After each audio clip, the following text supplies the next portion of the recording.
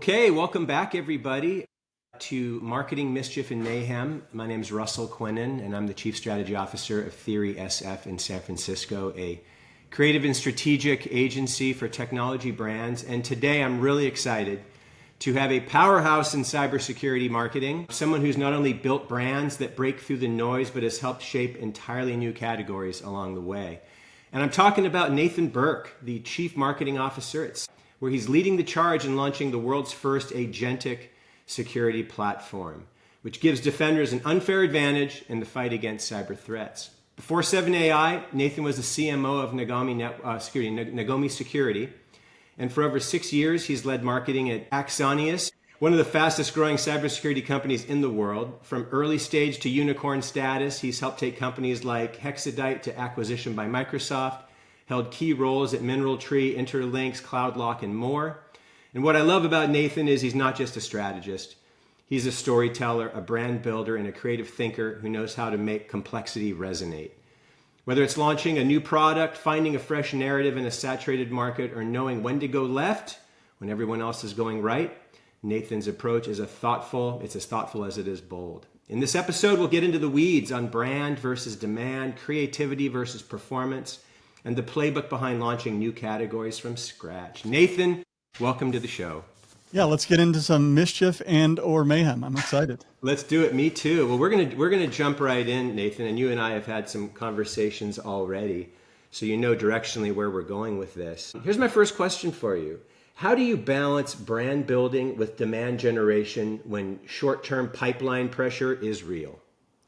Yeah, it's a good one. I don't think you can separate the two, honestly. To me, if what you're doing for demand gen isn't tied to how you're building the brand, it's just sort of an orphaned activity, right? And to me, the better way to think of it is if brand is the story and then demand gen is the distribution mechanism for getting it out there, then how can you possibly separate the two, right? Because I think what we're really getting here is in the absence of a coherent brand and story, a lot of times marketers, and I've been guilty of this myself, will just end up doing things, right? This is where you get into just put out a webinar. And what you end up doing is just throwing product stuff out there and hopefully someone will bite. And then hopefully that converts to something that we eventually call pipeline. But I think the pressure is always going to be real. The pipeline pressure will always be there. And to me, if there's this idea that there's a choice between brand over here and demand over here, you're setting the frame wrong. And not only that, if you set it up that way, then you're always going to be pushed toward, or you're going to choose to do the thing that is supposed to be pipeline generating, because that is the thing that you can measure. So if those two are treated as separate and you've got $1 and an hour, you're going to have all the pressure in the world to just go do things. So to me, it's like setting those things as two separate things is doomed for failure. But instead saying, this is who we are, this is the story we're telling, this is what we're trying to be, and everything we do is amplification of that message. And then these are all just tactics of how you're doing it. That's the way to look at it. If you separate the two, you're always going to do one over the other, and we know exactly how well that's going to work. Well, let me ask you this. I think that's a great explanation. The pushback is, you're VC or private equity backed startup, right? Is the team that's managing the 7AI investment agreeing with that philosophy, or are they just all about show me the metrics, show me that it's working, and I'll give you more money? No, so I have to say, and this isn't the case for everybody, so I may be in a luxury position here, but to me, I've been lucky enough at the last couple of companies to be with founders and investors that really understand that, especially in a super, super crowded, competitive market that is cybersecurity, that you almost can break it down to the engineering level. And this is something I'll talk about a little bit later. But when you're saying everything sounds the same, the only way to stand out is to be different, right? And in the absence of someone actually seeing your product, because they're not there yet, you have to be different. You have to be unique, and you have to be standout. So it's not a question of, do we spend money on this nebulous thing called brand and it's a luxury, let's get to it later. To me, that's not the case anymore. It could have been like that, 10 years ago, but instead where everybody looks and sounds the same, it's a requirement. It's a necessity. Otherwise you're just going to sound like everyone else. So to me, there's never been, at least in the last 10 years, that pushback of brand is a nice to have. It's how is this thing different? The first call you'll ever get on with a prospect is probably going to be, how are you different from X? Now, X could be a different category. It could be another startup that's doing the same thing. It could be Microsoft, right? That's the first question you'll get before you get to slide 3 of the pitch deck. They're gonna, if they don't ask it out loud, it's in their head. So to me, that's your first job, is figuring out, how is this thing different? And there's a lot of different answers to that and a lot of different ways to approach it, but it's not a choice anymore. It's not a question. I've heard a lot of stories of a lot of marketers saying that they have to fight this uphill battle to sell the value of brand, whatever. But to me, like, in my current reality, in a market that you've got so many cybersecurity vendors out there all competing for the same person's time, there's just no choice there. And it really is, how good can you get? Yeah. You know, it's funny, that reminds me when you and I spoke a while back about the RSA conference and walking through the Moscone Center and seeing all the booths and literally all these brands, all the new brands, they just basically had a tagline that was their function. Cybersecurity defense, right? It's like the most advanced cybersecurity defense. And everybody, next one, cybersecurity defense that you can trust. And the next one, cybersecurity defense, the most efficient and effective, right? It's like, I remember we were laughing about that. You were like, I think you said something like, drink if you see another booth that looks exactly like the other. And that's just so the case, especially in cybersecurity, where we're seeing so many new brands popping up, especially with AI, like mushrooms in the night. Another brand, and we just got to keep playing whack-a-mole. Interesting. Have you found any brand efforts that surprisingly move the needle on demand? That wasn't necessarily considered, this is our performance, so this is a demand gen tactic. It was more of a brand tactic that moved the needle? Yeah, so I'll tell my favorite story of how excuse me, how brand and demand and measurement and whatever all kind of tie together. And this all stems from the same thing that I hear all the time: you can't measure brand. And to me, I just, number one, I don't believe it. Number two, it means that if you can't measure it, you're never going to get off the ground. So to me, it all started with this. So when I was at Axonius, we were doing really well. Our early messaging was a lot more to what you were saying earlier, the better, but it was also a new category. So it wasn't super cohesive. But then we got to a point of, let's call it like, I don't know, 25 million ARR land, where we're doing well, but we want to like really expand. And so we had created this new category, and I'm really trying to figure out, how do we tell this in a really concise way that stands out, that's not just ambulance chasing like everybody else, and is something that is like really unique. And my thought there was, if we could come up with something really high level and then find a way to tell this story, that's what we want to do. And this was also at the same time where we started to go after the mid-market. Now, here's the difference. If you're going after just enterprises, you can get to your goals with the Rolodex of your enterprise sales reps, right? You have a small addressable market. They're big. You don't need to go after the masses. Everyone in the world needs to know who you are. But if you're going after the mid-market, awareness is something that's really important. Now, before we did this exercise, we did our first aided recall survey, and we were at 9% aided recall. A better way to say that is 91% of our target market had never heard of us. Okay. That was even helping them, saying, have you heard of this company? Exactly. Yeah. So we didn't even do unaided because, I don't think negative numbers are possible, but it was, who knows? So anyway, we did this survey. We did that. And then I said, okay, what is the thing we do? Like, what is the value we give people? And we had tons and tons of conversations. And when it came to what we did, we found that the real enemy was complexity, right? You add more and more stuff, more devices, more device types, more solutions, more. Like every day you're adding something else. And along the way, everything becomes more and more complicated. And there's all this complexity. Then you think of, back way up. Well, complexity is inevitable. It is the second law of thermodynamics, right? Over time, things get more complex, right? And what we're saying is the thing that we were doing was helping our customers control that complexity. So I said, okay, we got 2 words: control complexity. That's it. That's what we help people do. Now, how do we tell that story? And this is an oversimplification, sure. But now I'm saying, we got this thing. What do we do with it? So I'm thinking out loud. I'm the most annoying person in the world. If you sat next to me on the plane, I was like, hey, can you think of someone in the public eye that faces challenges, always gets past it, takes anything and just rises above? And ask that question, I get an answer, and I'd say, no, you're wrong. And then I'd keep going, because I had in the back of my head the answer. Mm-hmm. And to me, the answer was Simone Biles. Right? She grew up a foster kid. You saw what happened, at the Tokyo Olympics. Mm-hmm. Like everything thrown at her, she comes out the other end. Mm-hmm. And so I kept giving this example, and then I'm like, what am I doing? Why don't I at least just reach out? I got nothing to lose. Mm-hmm. So we reached out to her agent, and very long story short, and there's a lot in between, they said yes. And I'm like, okay, what the hell do I do now? I've never done anything with an athlete, a celebrity. We had no capabilities whatsoever. We just had this idea and someone that said yes. Mm-hmm. And so we scrambled and we figured it out. And we came up with this whole 2-year campaign where she was the face of what we were doing. And we did ads, we did podcast episodes, we did in-person events. We did one at RSA where she actually got behind the bar and was like making cocktails for people. Like I still see people that never forget that night. Yeah, and it was amazing. And so at the end of that, so we did this whole campaign. We did, I think it was a year and a half into that campaign, we did a follow-up aided recall survey. And in 18 months, we went from 9 to 37%. And wow, that's pretty impressive. I've never heard of another thing that has done that. Mm-hmm.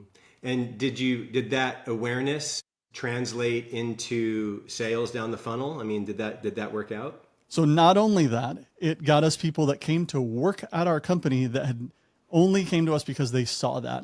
We had people coming to us saying, my daughter loves Simone Biles and I heard this on a podcast episode and I had to check it out. I'd never heard of this before. I didn't even know it was possible. So it brought us sales. It brought us employees. Like it was the campaign.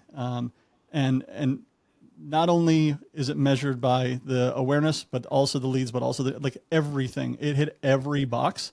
Mm-hmm. And the thing about it was, I remember we were going to RSA, and this was one of the times she was there, and I saw someone had tweeted, because they took a picture of the billboard, that it was like, what does Simone Biles have to do with cybersecurity? And it was this person that had nothing to do with cybersecurity saying, this just shows what life is like when you're not in tech in San Francisco. What the hell is this? Right? Exactly. So it touched on every one of those boxes, and it was one of those things that was, it could totally flop. It could totally fail. It was the biggest check I've ever written, and that could have been a complete nightmare scenario where no one got it.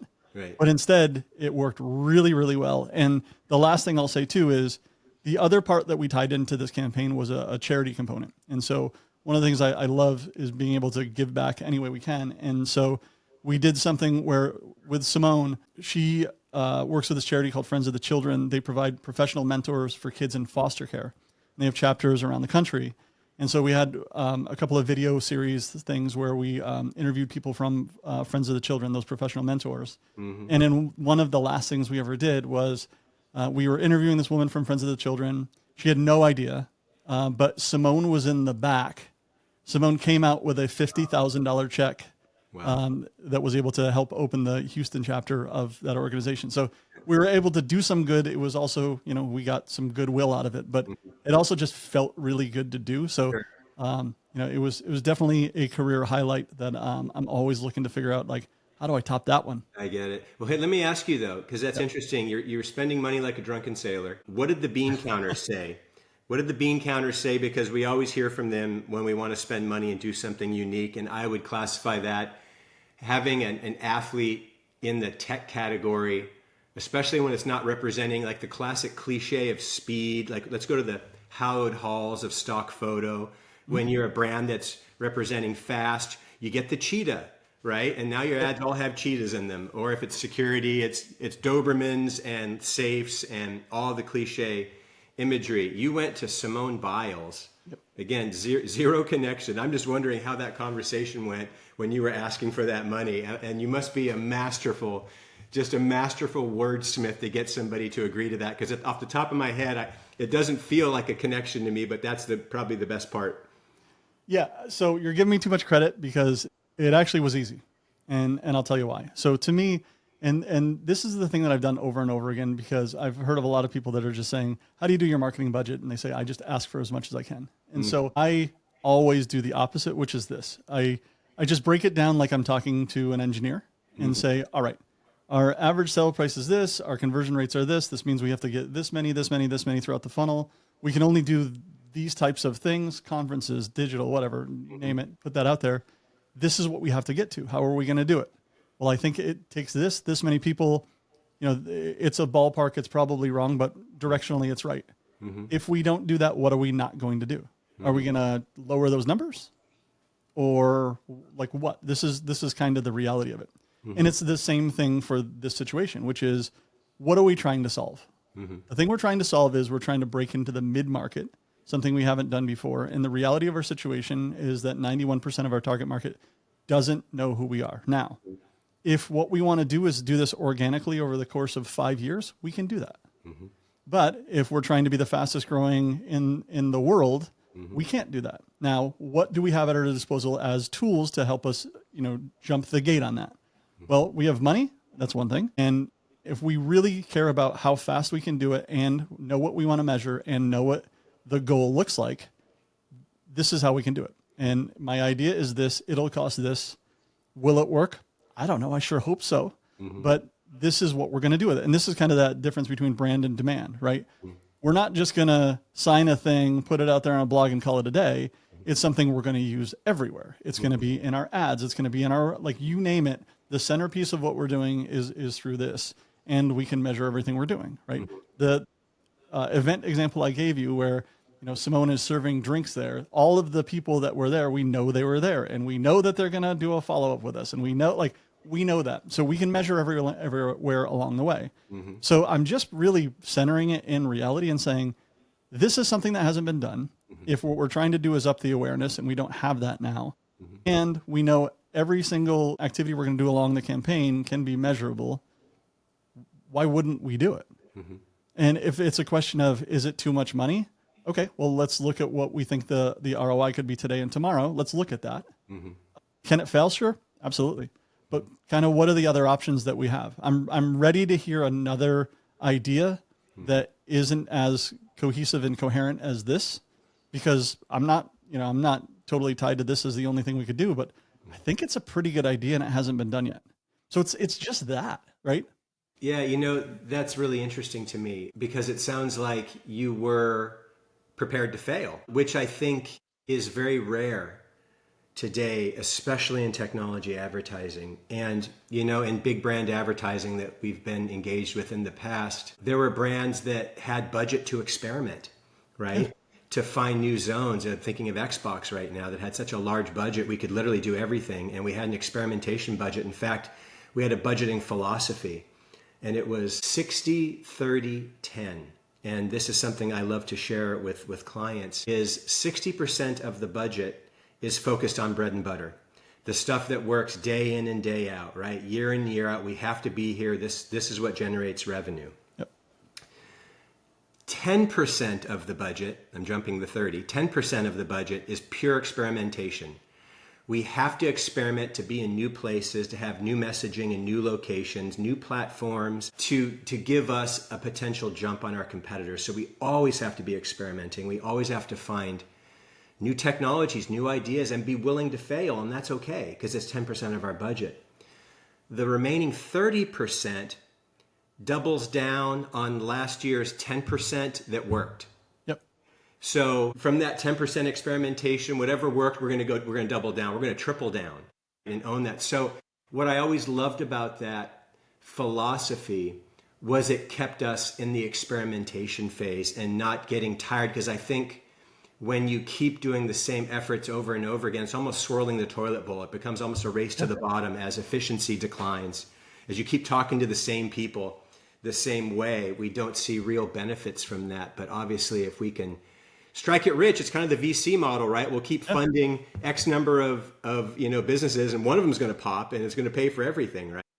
And you got to be willing to kill stuff, and that's the real hard thing, because it's so easy to just keep doing the same thing, but then you've got to be willing to say, this isn't working, I'm going to kill it. And we had, I talk about this campaign with the Simone Biles thing as this big overarching thing, but there were so many little pieces to it that did have failures, right? We had things that we did along the way that just completely flopped. And we said, we've got to kill it, because you're going to hit capacity no matter what. Right. And so you can either do a bunch of things okay, or say like, all right, kill this thing, all the effort that goes into it. Let's try something else. You gotta be able to be prepared to fail, or just prepare for mediocrity. And I'm not okay with that. Yeah, agreed. So let me ask you this. When you're entering a crowded market, clearly cybersecurity, as we saw at the last RSA, and I'm sure we're going to see this month at the new RSA, when you're entering that crowded market, how do you find a strategic narrative that cuts through? I think there's really only one way to do it, and there's no shortcut. And it's, you've got to talk to the people that you're eventually going to sell to and really understand what's going on there. And it changes over the years, but we've had, before we launched 7AI, we talked to like 200 different CISOs, and we're just really trying to understand, instead of us saying, we've got this cool AI thing, let's throw it at you. We were really trying to understand, like, okay, if this agentic security thing and these AI agents thing, if they can actually work, like, where would you aim them? Mm-hmm. What do you really want to solve? Mm-hmm. And one of the things that I've been doing, and we're working on our podcast, which is brand new, hasn't even launched yet. But one of the questions I always ask is, if I gave you back 25% of your time, what would you do with it? Mm-hmm. And I don't say at work, in your team, anything else, but everyone has that answer. Mm-hmm. And so what we've been able to do is understand, like, what are the things that are really weighing your team down? What are the things that are wasting their time? What are the things that they're doing because they feel like they have to do, mm-hmm. but they're not adding any value? Things that, in the world of AI, that like an AI agent can just take on, things that have to be done, but like it doesn't require a human being to do it.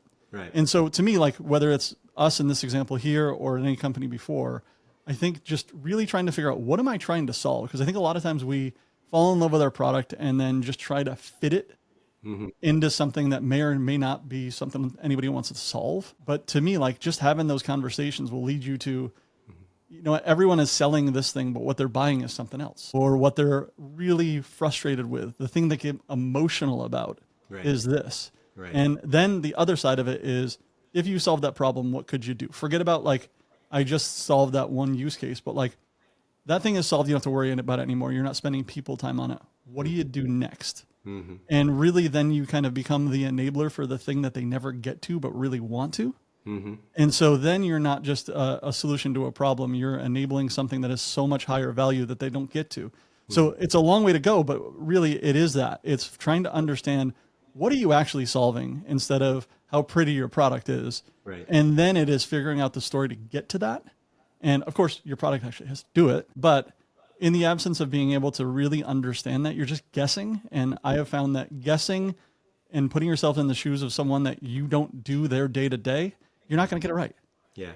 It's interesting. That reminds me, it's an old interesting case study. If you remember back in the day, for teenagers, there was Stridex, acne, whatever, right? And if you said, well, what are they selling? You'd say, well, they're selling an opportunity for kids to not have acne, right? Mm-hmm. To remove it because it's crushing. But when you looked at their TV spots, right, what are they really selling? Here's a classic one that I actually remember. Girl gets a pimple on her nose. Crisis, right? I'm not going to get asked to the prom. Or the boy gets pimples on his face. I am not going to ask anybody to the prom. I'm too embarrassed with how grotesque I look, right? Not helping. But at the end, he uses the product. The pimple disappears. He successfully asks the girl to the prom. And next thing you know, they're at the prom having a ball. What were they really selling? Confidence. They were selling confidence. Yep. Right? It's something, when you peel the onion and you go a few levels deeper, there was something bigger there that I think is really interesting. Yeah. And I don't think we've seen that yet in technology marketing. That's right. We haven't gotten to that deeper level yet, where we're saying, well, what emotional issue? And we know everything boils down to some kind of an emotional issue with people. Right. And we know that all purchases are emotionally driven, and they're supported by kind of the rational checkbox. But we haven't seen that yet. Why do you think we haven't seen that in tech? Yeah, I mean, there's probably a few reasons, but I think one of it is, like you said before, it's a focus on just do more stuff. I think the other is just probably not spending the time on really understanding the customer, right? Mm-hmm. I think a lot of times that's what we do, is we build a product in a vacuum. We do it in the absence of the market. Then we say, hey, we're here. And we go with the thing that we think works, right? I think it has to start while you're building. Otherwise, it's really hard to retrofit. But I think we're going to see that. I think things are changing and you're seeing a lot more story involved. And part of it is just because there's no other alternative. In an era where there wasn't all of that much information out there and the vendor controlled the narrative, you could do that. You could do anything you wanted. Yeah. In an era where everything is public and there's so much noise, I think the only way to do it is to be different. And the only way to be different enough that matters is to really understand what is the emotional thing that you're giving to a customer that they didn't have before, and that they really are going after. They might not be saying it out loud, but what are you really selling, and forget about your product. Right. It's interesting. This has been mentioned several times. At TheorySF, we believe that B2B brands should be B2C brands, and it shouldn't only be just be B2C, it should be B2H, business to humans, right? And there's no reason why technology creativity can't be emotionally powerful, unexpected, fun, engaging, right? Just because we're selling tech. And this has been a wave that we've been seeing over the last, 20 or so years that we're getting into that space.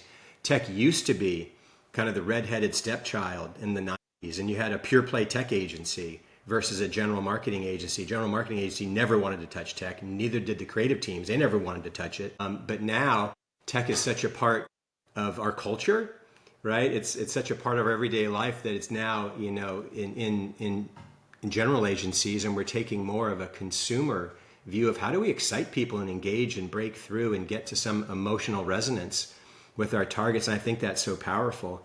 And I'm happy to see that trend is happening so that we can kind of break out of almost the prison that tech advertising has been in. And I'll be very happy to see stock photo go away at some point and see the same photo used by 6 different brands. Sure. And we can start getting into some real creativity and kind of handcrafted creative.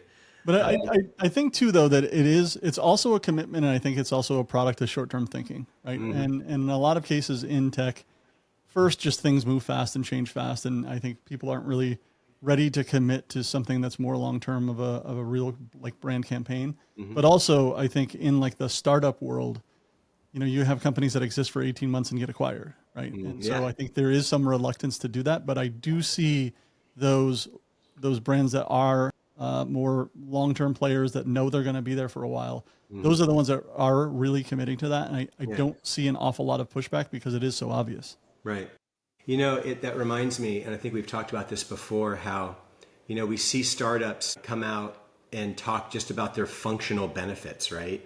Like, here's what we do, and here's why that's great. What we don't see a lot of, but we do see a lot of it when they mature and they get into a larger company size and they're actually, becoming global, they transition from functional advertising, right? I'm going to call it almost utilitarian advertising, to evolving into a conceptual positioning, to talking about vision, to what we are going to enable, which I think is such a powerful space. And now, do you think because the time horizon of a new startup to being acquired is 18 months, they don't want to break out of the gate with big brand, conceptual, visionary kind of messaging?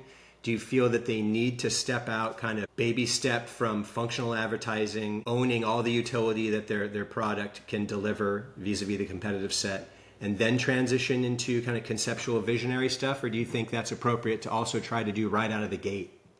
Yeah, I mean, the way I see it is it's a little bit more granular than that, on the idea that it's a commitment. And I think every early stage startup is at 125% capacity. And I think in a lot of ways, committing to something that is a 6, 8, 12 month, whatever brand thing that they perceive it as is just listen, I'm already completely drowning. I don't think we can commit to it. So I don't think it's even that deep. I think it's more of a, listen, we can't commit to something yet. I can't go through this yet. So I don't think it's like a rational choice of, I don't see the value. It's I'm barely keeping my head above water anyway. Let me ask you though, Dave, is it the right thing to do? And are we just not being allowed to do it either because of how we're funded or the belief of the CEO or the short-term horizon? But do you believe it's the right thing to do out the gate? Yeah, no. So I think having that differentiated story that is a high level thing is absolutely always the right thing to do. But I guess what I'm saying is, in reality, I think someone that is just out of the gate that is completely overwhelmed might just see this as just something too big to commit to. If I start at the very beginning on day one, anytime I'm talking to any startup I'm advising, this is the first thing I talk about, because it's going to be really hard to do it later, and you know you're going to have to. So I think it is the right thing to do. I'm just only putting myself in the shoes of someone that, is working, 20 hours a day just trying to get the product to work, and just trying to understand, like, why would I push back? And that's kind of the only rational thought I have on the pushing it away.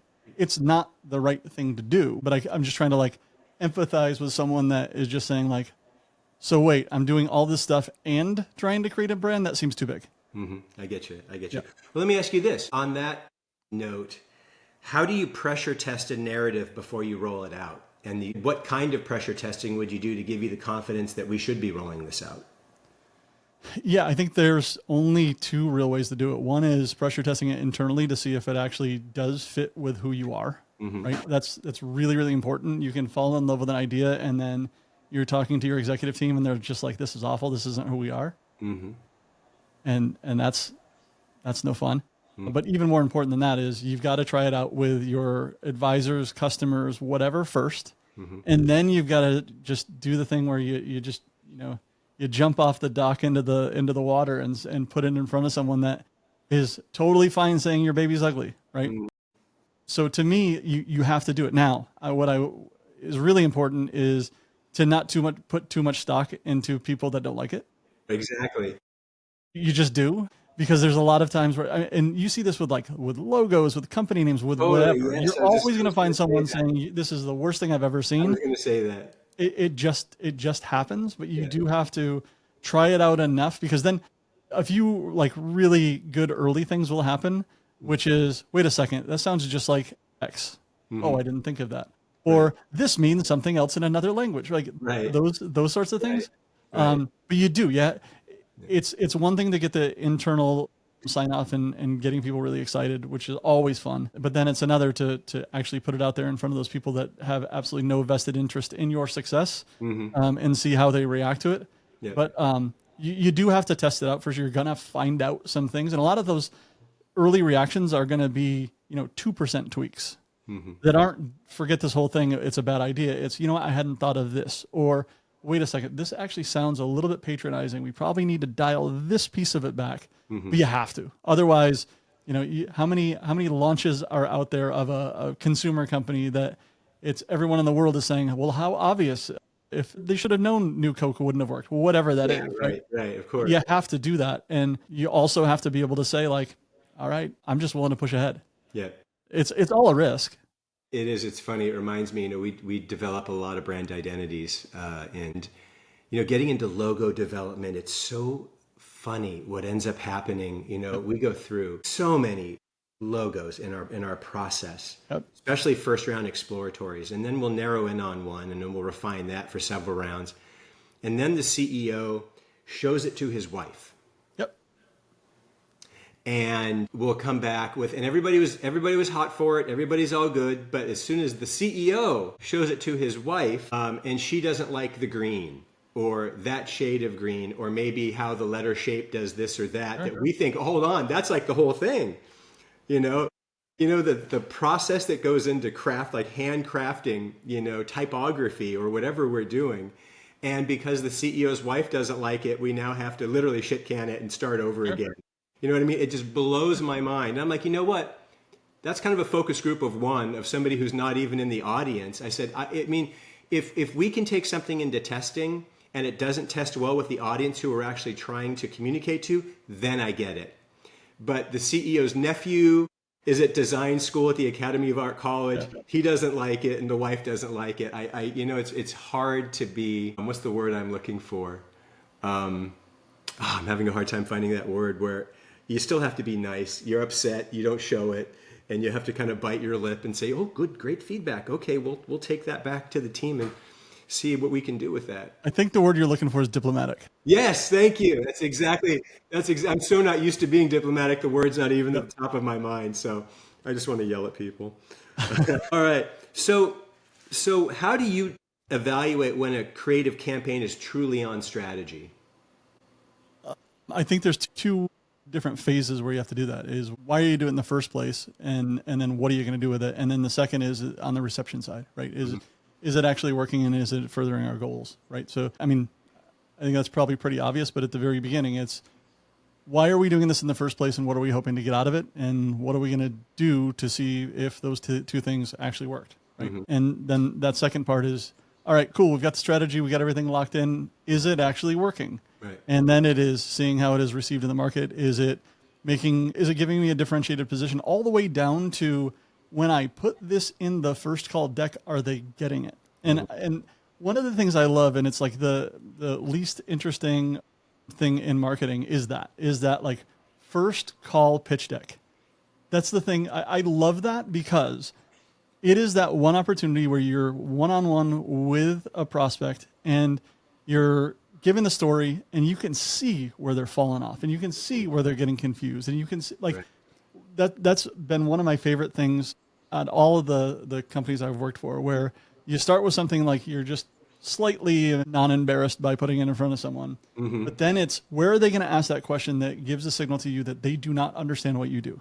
Right. And you can see it. It's on slide 3. They don't get it. Yeah. And then you're really using that thing as how you architect how they arrive at what you're trying to get them to understand. And that is the one thing that you can change over and over and over again. And then the result of that thing is what you can then put kind of into the market in your externally facing stuff. But to me, it's that thing that is standard, and you got to make sure everybody shows the same deck all the time. Yeah. And they don't freelance and kind of have local interpretation. But in doing that, I remember when we got it to a really good point at several of the companies I've been at, it's on slide 2, I'm going to get a laugh. I know that. Hopefully. On slide 3, well, I'm saying like with enough reps, I know that. I know it. On slide 4, I want them to ask this question because on the demo, I'm going to show them that. And the other thing that no one ever gets, I don't know, like I still, this is one of those things I've never understood, is the idea that everyone in a pitch deck wants to get to the point where everyone's just nodding their head and saying, yes, I get it. I don't want to do that. Yeah. Like, I want you to ask a question. I want you to say, so I think what I'm hearing is this. Or, so are you saying that you do this, but this instead of, like, I want that, because if I just have you shaking your head yes, then I don't learn anything. I don't discover anything. And then I can't show you anything new. So really it is that whole idea of how do you compress the story and this angle and your product being the hero at the end in this one format that goes from I've never heard of you to yes, I get it. I asked a smart question. You showed me the thing. And yeah, like if it were me and I weren't doing this job and I was doing your job, this is what I would have built. Like that's what you want to get to. Yeah. Yeah. You know, it reminds me of a funny story. We were contacted by one of the founders of Genentech. Honestly, probably one of the smartest men I've ever spoke to in my life.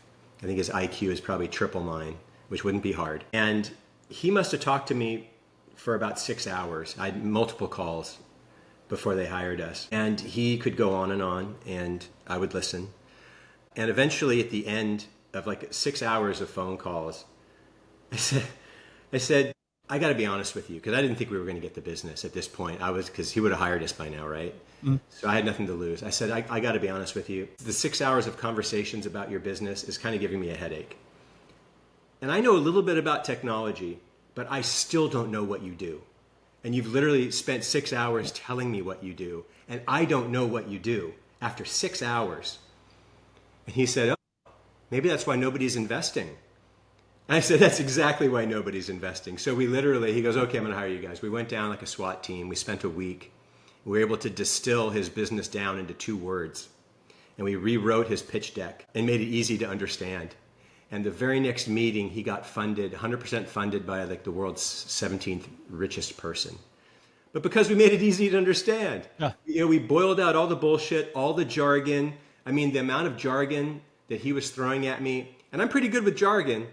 It just was going right through me, over my head. I just couldn't grasp onto it, and I just did not understand it. But it's so funny when you take the time to take a step back and boil it all down, distill it down to the basic elements and start there. And that's when the VCs understood it, right? And that's when the investors understood it, and that's when the customers eventually understood it. Sure. So that was kind of great learning there. So here's a kind of an interesting question. What's the most, and maybe this has happened to you, maybe it hasn't. What's the most counterintuitive insight you've used to guide a major brand or messaging shift? Anything that was counterintuitive? I can't really think of any. I mean, That's a hard one. yeah, I can't think of any. Can certainly think of things that didn't work, but Yeah. Okay. yeah, I don't think I have anything on that. We'll pass on. We'll pass on that one, Nate. You can use a chip. Okay, but what about this one? What are the signs that your brand or messaging is starting to go stale, and what do you do about it? I think there's a few. First is just on the very, very tactical level of you've been saying the same thing over and over again, and then you get oh wait, like, so just like this, or isn't this exactly what everybody else does? Because I think what you end up starting with is something that's totally fresh and totally new, and then eventually, if it is successful, it gets copied, or it at least starts sounding like everything else, especially within tech, right? You come up with a great idea, you come up with this new category name, whatever. If you succeed, then you're not one of one anymore, and it just happens, right? So I think that's the first part of it. But the second is just think of how many messages you see on a daily basis. And I can't tell you, like, I've thought of, and I'm never going to do this, but I have thought of running for political office, and my only platform is you can't show the same insurance commercial more than 7 times in a week.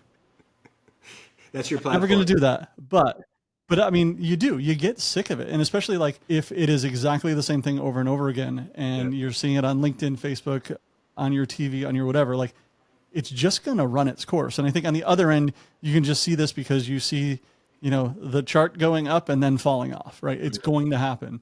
And so part of that is just like the distribution and how often you put it in front of someone. But part of it is, no matter how many times you say it's going to be a Subaru summer, I'm like, all right, well, I don't know what the hell that means, but I'm not into it, right? And so I think you have to take that into account, right?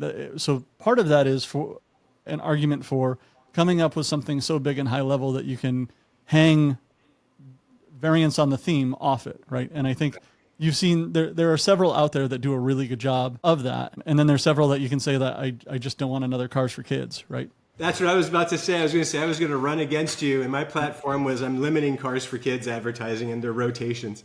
I think we should team up.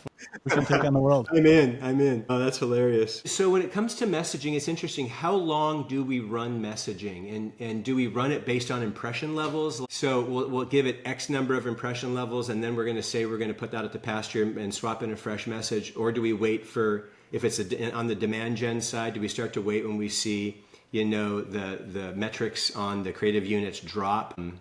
Any thoughts on that? Yeah, I mean, I think this is one of the things you really got to be open to. I don't think there is a rule, right? Part of it is feel, but part of it is situational, right? So I think there are some messages that are big enough that they kind of can run, and you can have those variants off a theme, and you can kind of do that forever.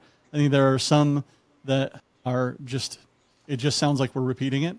And it all depends on what is your short, long-term goal. And then I think that second part is how you measure it, right? So I don't know if it is a thing where you can just say, we're going to do this for 3, 6 months, 12 months. I don't know. I think there's way too many variables. It's things like the buying cycle. It's how many competitors are out there. Like, it's hard to really pin something down on it. But I think what you're saying is right, which is the instinct of, as we kick off this thing, what is our indicator that tells us it's tailing off and we got to replace? So I don't think there really is a good rule or playbook, but I do think there are guardrails around how you're going to feel that out. And not only that, what is your leading indicator to get ahead of it so that you're not saying by the time it is stale, we have nothing, and now we got to go back and we don't have anything, and we're just going to throw something out there, or we're going to scramble, right? So you really have to be able to pivot pretty quickly, but starting everything with that as part of the campaign, I think is the only way to get that right, because it is going to end.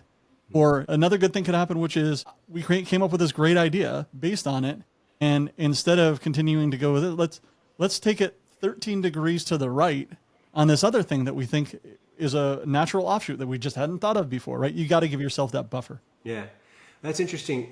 That leads me to my next question, which is, when is the right time to do a brand refresh or even a light brand refresh? What do you think that time period is?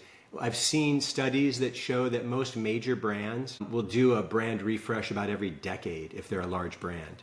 In the tech space, we're working in dog years. So when do you think the right time is to start to talk about a brand refresh?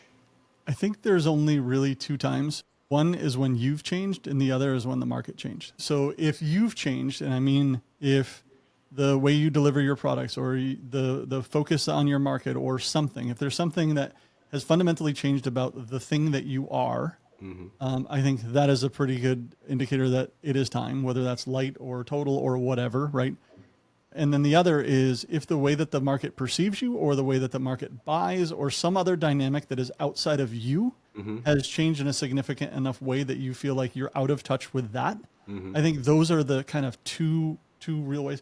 Now, how you determine that and on what level, whatever, that's kind of a little bit more nuanced. But Yeah. I think those are the two things, because what you end up seeing is, someone just refreshing their logo or changing their color scheme, and you're like, okay, well, why? What purpose are you trying to serve? Versus something where they've added a new business unit, they're delivering the product differently. It's something like totally out of left field. Well, that makes sense. Or the way that people buy has fundamentally changed. Like, instead of everyone jumping on a 45-minute call and doing it the old-fashioned way, everyone's doing things on a freemium model and they want to try the product, like any of those things, right? So those are the two big ones for me. Otherwise, I think you're just kind of polishing something to get excited and like say rah rah on all hands. No, I got you. That's interesting. No, we're very, very of like mind in that. Okay, I got my last big question for you. Yeah. Last big question. This is the bonus question. Okay.